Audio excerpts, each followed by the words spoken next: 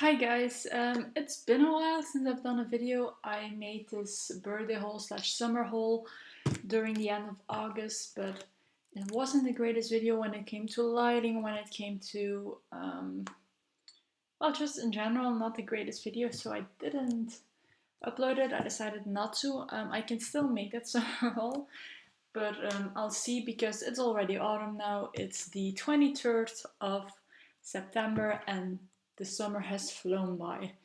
One thing I did during the summer too was finishing season 1, part 1 of The Five, which is called The Legend of the Five, on HJ Translated. For those who just watch my videos and don't watch HJ Translated, it's my website where I post the Anubis episodes with English subs. And I'm currently doing the Five of the Magical Sword. And I haven't seen the Five in a long time. I watched it when it was on TV. I liked it then, but not as much as I like the original one. I still don't like it as much as I like the original one for different reasons. Then I rewatched it when I got the DVD boxes, and it was the 2019, I think, from February to November because I had a break during summer. And I hadn't seen it since then, so subbing it really showed me once again why I liked it, why I don't like it.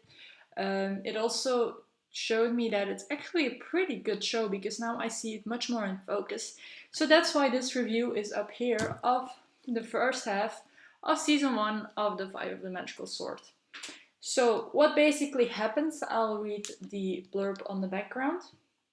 There are 5 new residents in het Huis Anubis. You have Pim, Sterre, Anastasia, Marcel, and Raphael. And the blurb is really weird to translate.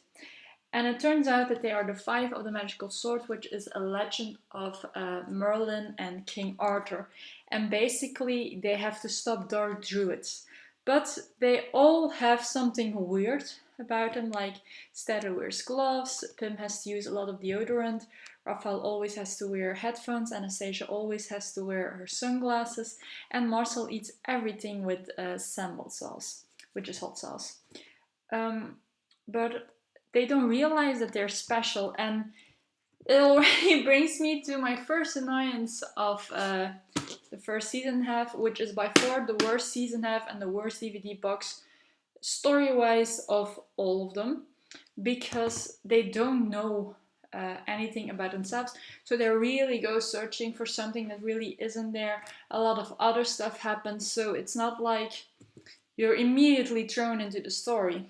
Well, that's one of the things I dislike because it takes them until like episode 40, and these are 50 episodes to really know what's going on, and it's only Pim and Sterre. But we know what's going on, and that's what annoys me. Something that the first version and the other versions did great is that, well, the original version is that you knew there was a villain, you knew what the villain's intentions were, but you didn't know everything, you didn't know how everything connects.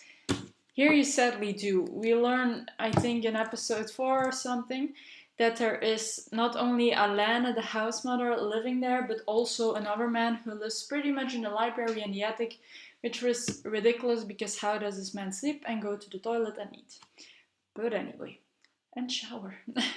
But yeah, and he needs them. He needs all 5 of them for something to get his brother, who is the shadow in a fancy box, to revive him. And you're pretty sure, or you pretty soon, let's say, know what's going on, and you know that they need their senses because they hammered on it so much during the trailers and during the show that there's something mysterious about all 5 of them. And okay, maybe when you're 7 years old you don't realize it, but when you're our age, or when you're even, I think I was 11 and 12 when the show came out, even then I realized, well, it's something with Anastasia's eyes, it's something with Raphael's ear, it's something with Star's hands. And when the song is literally called The Five Senses, and they say you have to listen, see, smell, taste, and touch to realize what's going on around you. It's not that difficult to realize that they need, the dark druids need the 5 heightened senses to get that man or that shadow in the box back to life. So that's my main issue with season 1 of the 5 in general. You know so much about the stories, you know so much what's going on already that it sometimes feels pointless to watch and discover it because you're like, come on. And the worst thing is they only connect the dots in season 1 part 2. And it's so long until season 1 part 2. So I'll check per DVD, it's 4 DVDs, if there's something else I really want to say before I give an end score. The first DVD is episode 1 to 13, and it has a star on it. I'll show you the inside. There is this episode guide on the inside, which is pretty fun. It's basically what happened in every episode. But it also spoils a lot, so I never watch those things. Then you have this little commercial thingy that says that all the DVD boxes of the original version are available. And then you finally have the inside, the DVD, and then some stuff every fan really wants. I have everything basically what's in here except the stuff of the 5 really, because I can never find them anymore. So yeah, I do have this in the Das Haus Anubis version. Yeah, everything of the original version I have. But so basically in the first 13 episodes it starts off really well.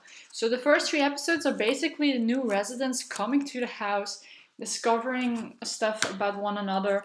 We really learn the characters, and I really liked those first 3 episodes because compared to the original you turn right into it, which is fun mystery wise, but you don't know much about the characters yet, and they evolve a lot because you notice that at first they didn't really know what they wanted to do with the characters, because Amber, for example, starts off as really mean, but she gets really sweet a few episodes in with Nienke.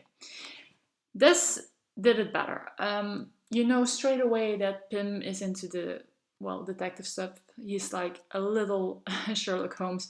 And I think they did that because in Dutch there is a saying, and I don't know if it exists in other languages, it probably does in one of them, and it's called speurneus, which literally means a nose for searching things, so for figuring things out. So I guess that's why they made him the detective. And Pim is my fave male character of the show, basically. He really is all business, but he has this soft side to him, especially with Sterre. And Pim and Sterre is my fave ship of the show, and they work so well together. And it really shows that he cares about everyone, while he tries not to care about everyone, especially Marcel and Sterre. And yeah, it shows. Brings me on to Sterre. Sterre annoys me a lot throughout the show, but especially in this season, for the simple reason that she's quite insecure, which I could relate to maybe when I was 11 and 12 years old, because she's younger than she seems. I still don't really know which class they are in which year, because the Dutch school system and the Belgian school system works differently that way. But as they graduate in the second season, and it's all 1 year, you could clearly see that at the way season 1 connects to season 2. I would say they're seniors, but that's not possible because they're in 4B, and if it's the same system as here, 4B means they're 16, 17 years old. Anastasia, for example, is a year older, but probably because she got private schools, she's held a year back. They never explained it. But like, in my head, I canon them 16 to 18 years old, while they're probably supposed to be 16. 17 to 8 years old, while they're probably supposed to be 16. Then, about Sterre, she still has this teddy bear, which is a cat called Mouse, or Muis as we say, and she always talks to it, and she feels really alone because she thinks everyone is going to think she's weird. But from the get-go, everyone pretty much talks to her. Only Marcel is being weird, but Marcel bullies pretty much everyone a little bit, or he doesn't intend to, but he does anyway. So Pim has nothing weird, thinks there's nothing weird about her. Raphael is smitten by her. Anastasia sees her as her best friend immediately. So I don't get why she thinks that. But yeah. Marcel bullying her probably didn't help at all. But yeah, she really gets insecure and she does grow. The moment she becomes friends with Pim, which is at between episode 30 and 40, she really does grow as a person. She gets more into the mystery. You see that she stands up for herself more, that she gets better at lying from time to time. But you can see that it clearly that she clearly grows. And I think that's a good thing, because if she stayed the way she was in the first few episodes, I don't think this show would have been the success it was. It wasn't as big as the original version, but it was still quite big. I remember the merch being everywhere. Anything else? Raphael doesn't have much to do. You know, he wants to participate in a musical, which is also annoying of me. The musical takes place way too long. It started like episode 8, you could say, and it ends till the end of the season, which is 115 episodes. It takes them till episode 62, because I just subbed it. I know that the auditions to take place. So Raphael has pretty much nothing to do in the first half. He's smitten with Sterre. He's kind of in love with her. He's falling for her. And he wants to do the musical. He's kind of pushed into it by Anastasia and Camelia, but he isn't allowed by his father, so he starts lying. That's pretty much Raphael's whole storyline. And you see he sometimes has anger issues, but that's pretty much it. Which sucks, because Roel Dirve, who plays Raphael, is a pretty good actor, so they could have given him more, and I'm glad they do later on. Then Marcel annoyed me from the first moment I saw him on screen. He gets a lot better throughout the season, but the first half is... he just annoys me. He doesn't read the room. He brings down Pim in his scenes, because I love Pim. I want to see more scenes of Pim, but not with Marcel. And then suddenly Lexi comes in about halfway through, and she's basically Marcel's female counterpart. And while I do like her in the second half of the season, in the first half of the season she is so fucking annoying, because she immediately starts rambling, which I hate to sub and which I hate to watch. And she lies a lot, and there's this whole mystery about her. Spoiler alert, she burned down a mall and she ran away from her parents. If she really burned down the mall, you will see. And Anastasia starts blackmailing her, and that also brings me to Anastasia. She starts off great. She's funny. You can see that she's a rich girl who never really interacted with people her age, because she doesn't know anything. She doesn't know how school works. She doesn't know how living with friends works, how you take care of yourself. And that starts off great. And then she suddenly gets really mean. She was never mean. She became mean because she didn't know how to act, but she always said please. She always apologized for something. But towards the end of the first half, she really gets mean. She literally blackmails Raphael into being her duet partner while still trying to be his girlfriend, while also not being able to sing. So she asks Sterre and Lexi often to sing for her. And it's such a sad thing that they did to her, because she didn't start off as a mean girl. She just started off as a privileged girl. And she became mean for, in my eyes, no reason, because she's used to getting what she wants. But like, it annoys me what they did to her, to be honest. It really does. But yeah. Do I miss anyone in the list? And Pim is great from episode 1, and he's great throughout the whole show. End of story. But like, those are the beginnings. Then, let's see. DVD 2 spans from episode 14 till 26. Let me see. The mystery begins. Finally, in these few episodes, the mystery begins, which means, and I'll also show you the inside at the same time, which means that we finally get to know more. This ghost-like figure appears, and it's a girl called Emily, and she tells Sterre that she has to look out because they're all in danger. But you don't really know why, and the ghost doesn't really explain much. But at the same time, Sterre sees this sign in her dreams, and I'll see if it's something somewhere on the box, but it isn't, which is like twines, intertwined, and then upside down, which is the sign for portal. But it takes them a long time to figure it out. Sterre wants to go home because she feels like she's weird because no one else sees the girl. when she tells Anastasia, Anastasia tries to comfort her, but it isn't the same. She doesn't understand it. She just thinks that is losing her mind. And she doesn't mind, but yeah, you can see that it weirded her out. And then, of course, Marcel starts calling her Little Witch because during one of the history classes, the teacher says it's also a witch sign, a Wicca sign, which is basically, yeah, it shows that there's witchcraft nearby. But turns out it isn't that. It's upside down. It means something different. And that brings me to the history teacher. The history teacher is a lot involved. And I like that. I hate that it's again a history teacher because it's been over. In season 1, something was up with the history teacher in the original version. Season 2, the history teacher was pretty much evil. Then they dropped it. We barely saw history class. But now again, it's a history teacher. And you don't know if he's good or if he's evil. You learn that. And I won't say if he is. But I really like the actor. He plays it amazingly. He can be scary, but you can also see that you want to trust him. But you don't know why you want the characters to trust him, but you're also wary of him. And that's really well acted, and I think the backstory of the teacher, which you get to learn slowly, is amazing. I don't get why he told Stella it was witchcraft at the beginning, if you see that he knows pretty much a lot about it. Especially during a history class when everyone, including her bully, which everyone knew that Marcel bullies her, is present. So yeah, I really like that involvement. So DVD 2. Then DVD 3. With Raphael on the cover. It's pretty much side plot in here. Like you get to know a little bit more about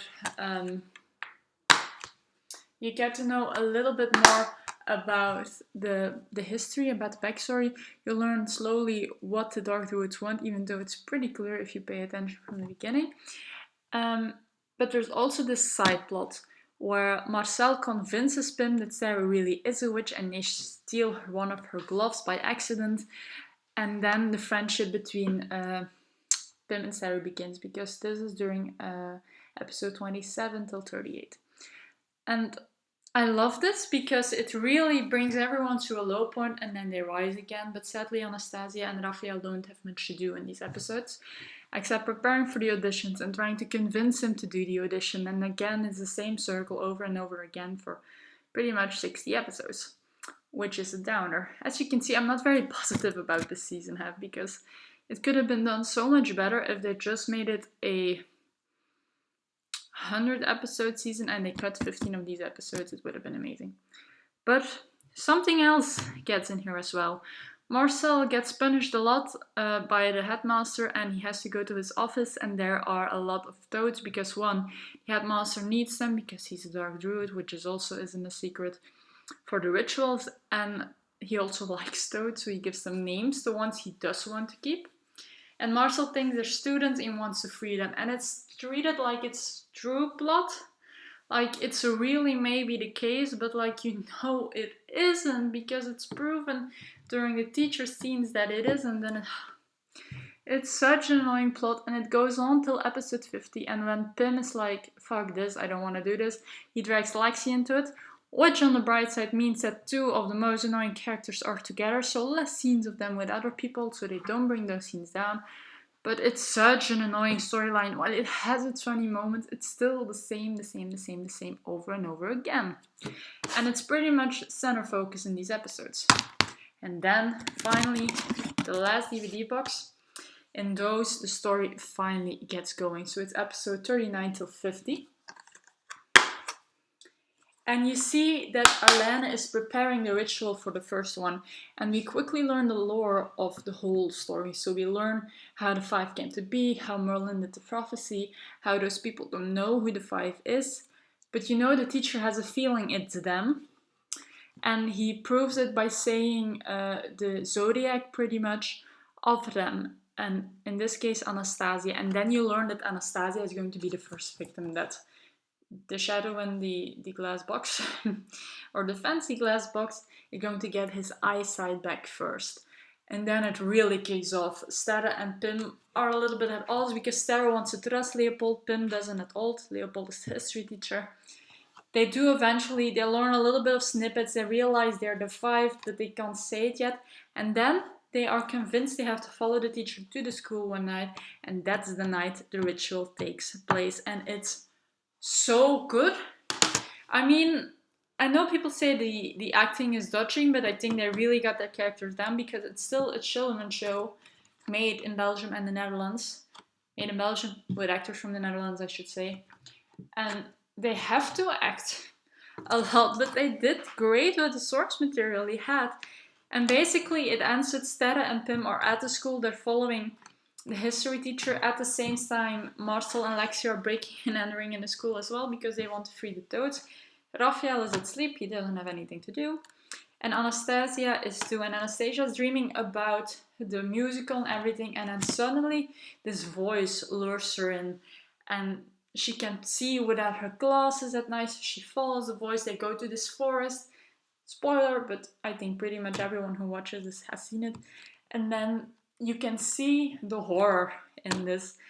And it scared me as a kid quite a lot because this is when the show gets real and it really keeps that momentum into season 1, part 2 for about 5 episodes, and then it slows down again and then it builds again.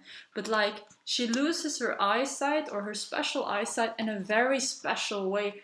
They're like, it's a form of torture without actually touching her, and it's terrifying because they use flash cams and it's so well done, and that scene is one of the greatest.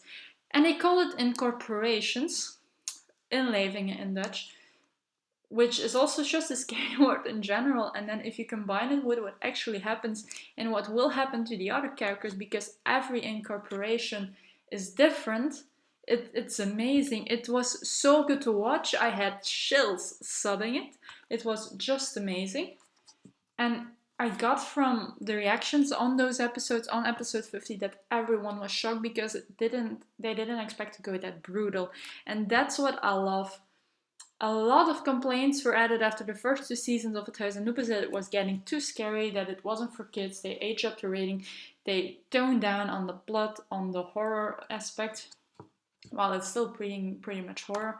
But they didn't do that in this final, and I love it. You're tense the whole final because you don't know what's going to happen. You know a ritual is going to happen, but we have never seen a real ritual, and a ritual is so fucking intense, and I love it so much. It's amazing. And Sanna Samina Hansen, who plays Anastasia, did amazing. It doesn't surprise me that she's the most successful actress out of this cast, from the young cast, because she did so incredibly well, and she keeps doing it. And then the sunglasses are off for her. And in season 1, part 2, you see how good she is with her eyes as well, because you pretty much didn't see it because she always had it on. So it was a little bit stoic, but the moment you're off, it's a strange sight because we're used to her wearing them. And you imagine how she looks because you don't often see it on the show, but then when you see it off and you see how much intensity she has, amazing. But yeah, the ritual ends, and then the season ends with Anastasia waking up, accidentally turning on the lights, and she's like, oh no. And then she notices that she can see without her sunglasses. And chef kisses. It was such an amazing final, and it's honestly what saved season 1, part 1 for me. Those final 10 episodes were intense. You got to learn a lot more. It wasn't really side drama anymore. It was just amazing. I'll be honest though, this is the DVD box I rewatched less of all the versions, or the least, I should say, of all the versions of Anubis, because the beginning is amazing, the ending is amazing, but everything in between drags on so much. I put them in the wrong order, I see. Everything drags on so much, and that just, sad in a way. Because they could have done so much better if they just shortened it. And I remember watching this first half and kind of being like, nah, I don't want to watch it anymore, because Disney Plus came to Belgium as well. So I watched season 1, part 2, not every day. I watched the marathon at the end of the season before the final. Still remember somehow. But like, this is just... It's a frustrating DVD box. It's a frustrating first season half, because the first season half of the original version and the German version was also very slow. but it kept you intrigued. There was a lot of side drama, but it kept you intrigued, and the side drama is overused in here. It's so badly overused. And that's what saddens me, because it's such a good story. They could have done so much more with it if they just kept the villain more of a secret until like the final, if they did better cliffhangers, because some cliffhangers are like 4 times a season. Like I saw one in the episode I'm subbing now. It's a cliffhanger where Alana walks in on Sarah while she talks to Emily, because it looks like she's talking to herself, and like it's been used about 4 times already, and I'm not even done with the first season. It's those things that made the 5 less popular as well. I also agree that they shouldn't have called it House Anubis, because except the house exterior, nothing is the same. They go to a different school than the originals. The house on the inside is rebuilt because it was a different set. They filmed the original version in Schelle, Antwerpen, or Antwerp, and then they filmed Das Huis Anubis in that set. So they had to create something new because the crew couldn't work the same show, because they did that during season 4 of Huis Anubis and season 1 part 1 of Das Huis Anubis, and it didn't work. They were too tired. You saw some failures on both shows. So they decided to add another crew that would work with this cast in Londerzeel, which is more towards the sea in Belgium. So the set is different, the inside is different, the exterior is the only one that remains the same, and it's the amusement park where they filmed it. Not the original house, which is in Antwerp as well, but like, they could have done so much better. And I'm glad I can say that in my review, which I will post probably toward the end of the year when I have finished season 1 part 2, it's subbing, that it got a lot better, that it got a lot scarier, that it got a lot more tense and romantic and dramatic in the right ways, not the bad ways. But I can't say it about this. It generally, it started off on the wrong foot, and I think that's the reason it only got 2 seasons, because it could have gotten a lot more, in my opinion. The characters could have been fleshed out more, because I think in total we don't even have 200 episodes, while the original version had 404. We have... I also forget how many episodes season 2 has, because it was one and a go, but like from early March to June, so a really long period. I think they have like 180, 90 episodes, something like that, which isn't a lot. But yeah, this wasn't it. Cast it amazing, crew tried.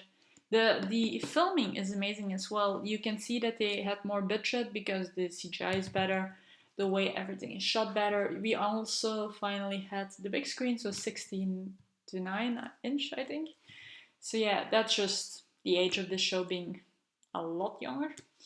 But yeah, they could have done so much better. They could have done, I think, remakes of this one too, in English and a German version, but in the English version they decided to take bits of this one and put it in the 3rd season. Tess or Not on Tumblr and Camelot's Lady on Instagram can tell you a lot more about that. But yeah, it's sad in a way that I have to leave this on such a negative note, but gotta say the acting was the best part. The horror-esque to it was the best part, but yeah, not the greatest season. If I should rate it, and I don't know if I usually rate it or just review it, but if I should rate it, 3 to 5, 3 stars of 5, because it doesn't deserve less than a 3, but it doesn't deserve more either. So yeah, guys, I hope you enjoyed the video. It's going to be a pretty long one. I think I'm going to upload it sometime next week when I have better Wi-Fi at my home in Antwerp. But thank you guys for watching. Thank you for being interested in the 5 as well. And let me know in the comments if you want a summer haul, if you want some other different video, because I'm currently unemployed. I'm currently not studying anymore. I graduated, so I have some free time on my hands. So go ahead and I'll try to make a video. Thank you guys for watching, and I'll see you next time. Bye!